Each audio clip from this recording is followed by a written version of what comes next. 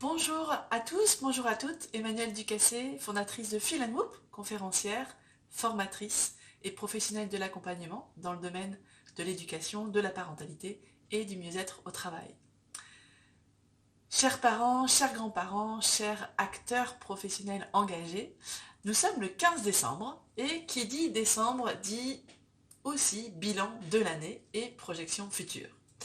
Alors j'avais envie aujourd'hui de pouvoir faire une petite vidéo pour vous accompagner à ma manière dans vos réflexions pour faire ce bilan de l'année 2023 et peut-être vous amener aussi à des projections sur 2024 qui vous amènent dans un état d'esprit participant davantage à votre bien-être et à votre épanouissement. Alors je vous invite à regarder dans le rétroviseur. Souvent on avance un peu tête baissée, on est dans notre quotidien, embourbé dans notre pilotage automatique, et puis on oublie de faire une pause, on oublie de faire un pas de côté pour se dire bah, comment j'ai vécu finalement mon année, qu'est-ce que j'en retire, qu'est-ce que j'en ai appris, qu'est-ce que j'ai apprécié. Qu'est-ce qui a été difficile et que j'ai su quand même euh, dépasser. Donc pour ça, bah, j'ai créé un petit outil. J'en ai créé d'ailleurs en deux versions. Une version pour faire le bilan en tant que parent et une version pour faire son bilan professionnel avec 12 items auxquels je vous invite à répondre. Et j'avais envie du coup dans cette petite vidéo de pouvoir, peut-être pour vous donner aussi l'envie de, de le faire, juste après avoir visionné cette vidéo ou un autre moment qui est plus propice évidemment pour vous, mais de faire avec vous en direct finalement ce petit bilan. Et je me suis dit que ce serait aussi un bon exercice pour moi et que ce serait certainement aussi, euh, comment dire, quelque chose euh, qui peut aussi m'amener une autre façon de voir les choses, y compris pour moi-même. Et puis ben voilà, j'ai aussi mis ma petite toque de Noël, parce que Noël s'approche. Et vous allez le voir, pour 2024, j'avais envie de mettre aussi un peu plus d'humour et de légèreté. Et je me suis dit que du coup, et ben, pourquoi pas commencer par le faire dès aujourd'hui avec cette petite toque de Noël. Alors, j'ai du coup, avant de faire la vidéo, imprimé mon petit bilan, le petit outil que je vous ai partagé dans mon email, et on va le parcourir ensemble. Alors, premier item, une de mes plus grandes réussites cette année au travail. Alors, il y en a eu plusieurs, mais celle que j'avais envie de partager avec vous maintenant, c'est le fait d'avoir fait le pas, enfin, de me former pour développer des compétences qui me permettent de pouvoir mieux communiquer, ou je pourrais même dire de commencer à communiquer sur mon activité professionnelle, pouvoir sortir de ma zone de confort pour créer des contenus sur les réseaux sociaux. Ça demande effectivement beaucoup d'efforts et de travail pour moi. Encore une fois, je sonne de ma zone de confort, donc je suis assez fière, même s'il y a encore beaucoup de boulot, mais assez fière en tout cas d'avoir fait ce pas, parce que j'ai beaucoup appris et je sais que je vais encore apprendre beaucoup. Donc voilà, pour moi ça fait partie de mes réussites en 2023. Deuxième item, un de mes plus beaux souvenirs avec les collègues. Alors ce qui m'est venu assez spontanément, c'est le souvenir d'une soirée qui a été dédiée au développement des compétences psychosociales, à laquelle j'ai eu la chance et le privilège de participer. C'était une soirée organisée par l'association Scolavi, qui œuvre pour le développement des compétences psychosociales, avec laquelle je collabore depuis plusieurs années. Et c'était un moment fort pour l'association et pour le développement des compétences psychosociales dans son ensemble, puisque cette soirée a réuni des professionnels de l'éducation, de la santé, du social, des mécènes, des parents, des enseignants et bien d'autres profils encore. Et on était tous réunis dans une même salle pour contribuer à manifester quelque part l'importance d'œuvrer au développement des compétences psychosociales. On avait aussi des chercheurs de référence qui ont participé, qui ont amené aussi euh, des partages qui ont été précieux. Et c'était un moment fort parce que voilà, je trouve que, en tout cas, ça fait partie pour moi des causes importantes de contribuer d'une manière ou d'une autre à ce que notre système éducatif, notre système scolaire soit davantage euh, dans la lignée de contribuer à développer le bien-être et la réussite des enfants, et pas que des enfants, aussi des parents et aussi du corps enseignant et de toutes les personnes qui contribuent et travaillent au sein du système éducatif. Je pense aux conseillères en éducation, aux CPE, aux AED, au personnel de cantine, aux professionnels et directeurs d'établissement, bref. Donc ça, c'était un moment particulièrement précieux. 3, une chose que j'ai apprise grâce à mon travail. Je crois que ce que j'ai envie de retenir pour 2023, c'est l'importance du lien. L'importance aussi de ne pas forcément attendre que les personnes viennent à nous, mais aussi de prendre le temps et d'oser nous aller vers les autres, parce que si les autres viennent pas vers nous, c'est pas forcément parce qu'ils n'ont pas envie de venir vers nous, c'est aussi parce que chacun, chacune est dans son train-train quotidien, dans ses préoccupations, dans ses projets, dans ses envies, dans ses accomplissements. Et, et parfois, voilà, juste montrer qu'on est là, qu'on est présent et disponible pour répondre à certains besoins s'ils émergent. Voilà, ça c'est quelque chose que j'ai appris et qui me tient à cœur, de vraiment maintenir le lien, mais que je sois moi actrice de ce maintien du lien et pas forcément attendre que les autres viennent vers moi pour ça. 4, une force que j'ai particulièrement utilisée ou développée cette année, je dirais sans hésitation, la force de la gratitude. C'est une force que je cultive depuis plusieurs années maintenant.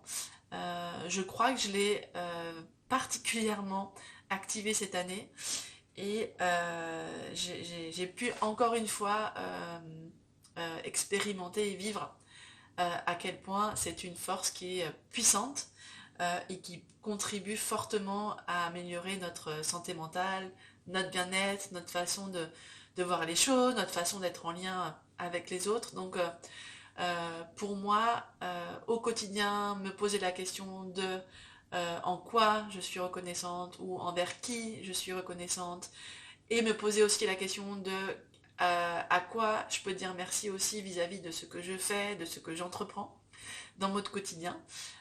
C'est une force précieuse et qui m'a énormément nourrie cette année. 5, une force que je souhaite activer davantage l'année prochaine. Je crois aussi que j'ai pas mal commencé à l'activer cette année, mais j'ai envie de pouvoir aller un cran plus loin pour l'année prochaine. Je dirais que c'est la force de la créativité. Voilà, la créativité pour continuer à vous offrir des contenus et des outils qui ont de la valeur pour vous et qui répondent à vos besoins. Donc j'en profite pour faire un appel du coup.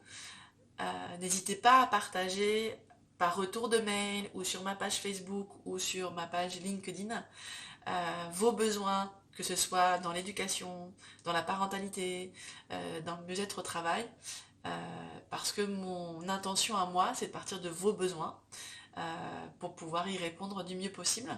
Et donc, je crois que la meilleure façon de le faire, c'est de vous demander de les partager pour que je puisse en avoir une meilleure connaissance. 6. Mon plus grand fou rire avec les collègues.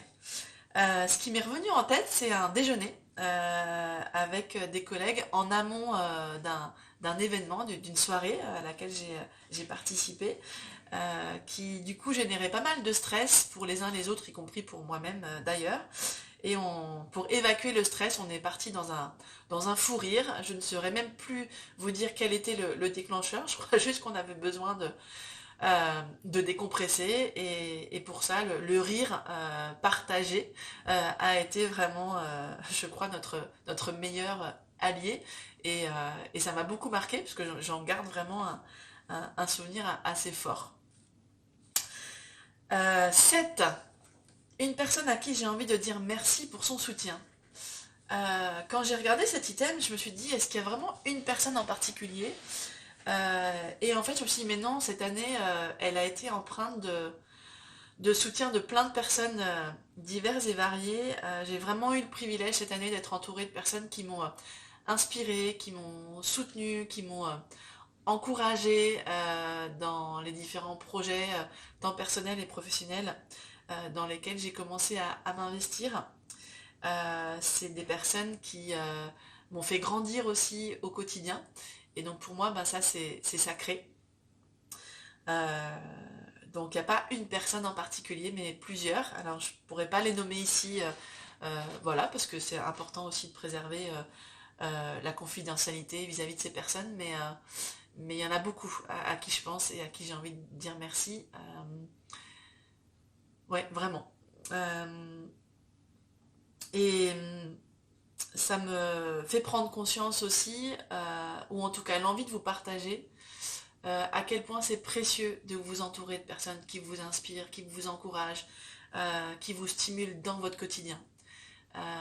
Si c'est pas le cas aujourd'hui, si c'est pas suffisant, ben je vous invite à vous demander comment ça pourrait être différent.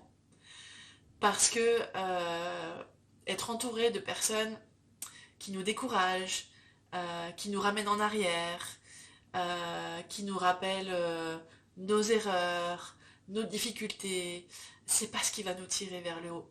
Donc, pour grandir, pour aller vers ce qui fait sens pour nous, pour aller vers ce qui est important, ce qui nous tient à cœur, c'est important de s'entourer de personnes qui ont des valeurs communes, qui nous inspirent, qui nous animent, qui nous encouragent.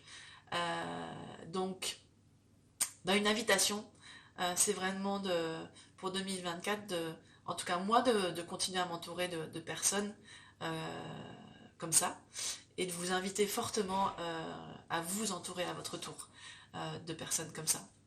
Ça peut être des amis, ça peut être des collègues, ça peut être aussi des personnes qui vous inspirent sur les réseaux sociaux. Ça peut être des personnes célèbres que vous regardez aussi régulièrement, qui vous font du bien, à travers, je sais pas, des conférences, des films, des one woman ou one man show, ça peut être des œuvres de littérature et que sais-je encore, mais voilà, c'est important. Une compétence que j'ai envie de développer. Je crois que cette année, mon focus et ma priorité va être sur ma capacité à atteindre mes buts, ma capacité à gagner en clarté, ma capacité à savoir auprès de qui j'ai envie d'œuvrer, de pouvoir apporter mes connaissances, mes champs de compétences, avec qui j'ai envie de travailler, de collaborer, auprès de qui j'ai envie de répondre à des besoins. Capacité à atteindre mes buts aussi dans la façon de m'organiser, de prioriser. J'avoue que c'est pas trop mon fort. J'ai plutôt tendance à avoir beaucoup de choses qui se passent dans ma tête et à être un peu en mode constellation d'étoiles et tendance à m'éparpiller. Donc j'ai besoin voilà, de pouvoir aussi me recentrer, du coup me fixer des objectifs qui soient réalistes, de m'en fixer certainement pas 10, ni 100, ni 20, ni voilà, mais juste peut-être 3, 4, pour vraiment me concentrer sur ces objectifs, et surtout, parce que c'est ça qui fait la plus grande des différences, comment est-ce que concrètement je vais pouvoir aller dans le sens de l'atteinte de ces objectifs, me donner le plus de chances de succès pour les atteindre, en étant au clair sur les actions que je vais mener, ça va être quoi mes petits pas, et surtout de les mettre à mon agenda. Parce que sinon, eh bien, le quotidien prend le dessus. Donc, prendre rendez-vous avec moi-même, prendre note sur mon agenda pour vraiment pouvoir concrétiser ces objectifs et me dire dans un an que oui, je les aurai atteints, ou en tout cas, si pas complètement atteints, j'y aurai fortement contribué. 9. Mon état d'esprit en cette fin d'année. Eh bien, je crois que je suis assez lucide sur les défis qui m'attendent, que ce soit tant au niveau personnel, professionnel, parce que oui, j'ai un certain nombre de défis qui m'attendent, donc euh, c'est important que je sois lucide par rapport à eux. Et en même temps, je pense que je suis assez au clair sur les capacités et les ressources que j'ai pour pouvoir les dépasser au mieux. Je crois que j'aborde cette année 2024 avec une certaine confiance, en étant aussi consciente que cette confiance, elle se cultive jour après jour, et que c'est dans mon pouvoir d'agir, de pouvoir aussi contribuer à booster la confiance que je m'accorde, et de garder en tête que oui, je vais faire des erreurs, oui, j'aurai des actions imparfaites, et tant mieux, parce que c'est comme ça que je vais continuer à apprendre. Se rappeler que j'aurai aussi des moments de réussite et que ce sera important de les célébrer, et de pouvoir aussi me rappeler régulièrement que j'ai des ressources et j'ai des compétences qui me permettent de pouvoir aller dans le sens de ce qui est important pour moi, des objectifs à atteindre, et de pouvoir aussi préserver ma santé mentale, parce que sans santé mentale, ce sera compliqué, voire laborieux, difficile, impossible d'atteindre ces objectifs. Du coup, 10, mes besoins pour l'année à venir. Ce qui m'est venu en tête, c'est douceur, rire, légèreté et efficacité. Et puis ce que je disais dans une des réponses précédentes, d'être en lien avec des personnes qui m'inspirent, qui me stimulent, qui me permettent de pouvoir m'épanouir et m'accomplir en tout cas du mieux possible. 11, du coup mes objectifs réalistes et stimulants pour les 6 prochains mois. Si je suis honnête avec vous, là maintenant, je suis pas encore au clair avec mes objectifs. J'ai besoin de continuer à prendre le temps, de, de continuer à me déposer, à regarder encore et creuser dans le rétroviseur pour aller un peu plus loin dans le bilan 2023, que ce soit dans mon rôle de parent ou par rapport à mon engagement entrepreneurial dans mon activité professionnelle. Besoin, comme je vous le disais, de pouvoir être au clair sur comment ces objectifs ils vont se concrétiser en actions qui sont écrites dans mon agenda pour l'année à venir. Mais en tout cas, ce qui est sûr pour moi, c'est que ça va se décliner dans 3 sphères. Ma sphère à moi, personnelle, pour vraiment cultiver un état d'esprit et un bien-être qui va me permettre de pouvoir du coup atteindre les objectifs que je vais me donner au niveau de ma famille, et les objectifs que je vais me donner aussi au niveau de ma sphère professionnelle.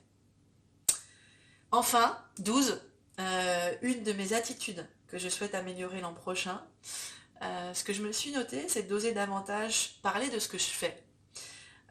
Et surtout en parler avec clarté. J'ai vraiment besoin de gagner en clarté pour moi, mais par rapport à ce que je peux dire aussi aux autres de mon activité, de ce à quoi j'ai envie de contribuer, de comment j'ai envie de vous accompagner à dépasser vos difficultés, vos obstacles, vos défis, répondre à vos besoins. Et de pouvoir le faire au quotidien et surtout au fil de mes rencontres. Voilà, j'ai vraiment envie de cultiver les rencontres. Je crois qu'au sortir de cette année 2023, c'est en tout cas ce que j'entends beaucoup autour de moi, on est vraiment dans une période historique de défis, de difficultés sociales, économiques, avec beaucoup de choses qui sont développées en ligne, et en même temps ce besoin de reconnecter avec l'humain, ce besoin de revenir aussi au présentiel, donc vraiment d'allier les activités qu'on peut faire au niveau digital et puis aussi en présentiel. Et, et du coup j'ai perdu mon fil. Oui, par rapport à cette année de défis, pouvoir se... Et oui, et ça y est, mon fil revient. Excusez-moi, j'étais partie ailleurs. la question des rencontres. Voilà. Je crois qu'avec ces défis qu'on a, il me semble que de plus en plus, c'est en tout cas ce que je ressens, je sais pas votre ressenti à vous, mais voilà, d'être plus en lien, de pouvoir reconnecter à l'humanité. Je crois que c'est en tout cas un point pour moi qui est important. Et du coup, dans cette période évidemment historique et difficile qu'on vit, tous et toutes, je crois que c'est d'autant plus important d'essayer, en tout cas du mieux possible, de continuer à faire les efforts, de porter attention à ce qui est bon dans notre quotidien, si minime soit ce bon. Parce que même si on vit un quotidien difficile, il y a toujours des petits riens qui nous permettent de nous sentir un peu mieux, ou en tout cas de sentir un peu moins en difficulté. Donc je crois que mon vœu, c'est de vous inviter à continuer à cultiver cette attention vers les petits riens, vers les choses satisfaisantes, vers les petites joies, les petites réussites. Sachant que pour moi, il n'y a pas de petite réussite, chaque réussite est une réussite en tant que telle. Et puis voilà, j'espère que du coup, les deux outils que je vous offre aujourd'hui, mon bilan de parent à la loupe et mon bilan de mon activité professionnelle à la loupe, eh bien, vous seront utiles. J'espère que le partage de mon propre bilan professionnel, voilà, vous aura aussi donné envie de faire le vôtre. Et voilà, j'espère que ce message de fin d'année vous aura apporté de la valeur. Si c'est le cas et que vous pensez que ça peut être utile aussi à d'autres personnes de votre entourage, n'hésitez pas à partager mon message avec cette vidéo autour de vous. Et puis, je vous l'ai dit déjà dans cette vidéo, mais vos retours sont vraiment précieux pour moi, pour que je puisse vous offrir des contenus de qualité. Donc, n'hésitez pas à me faire vos retours par retour de mail ou sur ma page Facebook. Voilà. Je suis désolée, ma vidéo était un peu longue. Pour toutes les personnes courageuses qui auront été au bout, je vous en suis vraiment reconnaissante.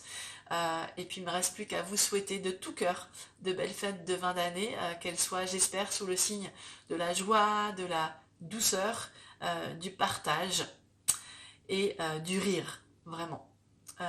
Et puis mon souhait pour 2024, et je vais finir là-dessus, c'est que chacune puisse prendre soin de sa santé mentale. On en a tellement besoin aujourd'hui pour contribuer à bâtir une humanité davantage épanouie.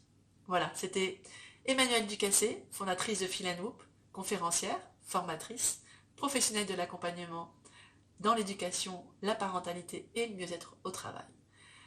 À bientôt, rendez-vous en 2024. En attendant, prenez soin de vous, clairement vôtre. Ciao ciao.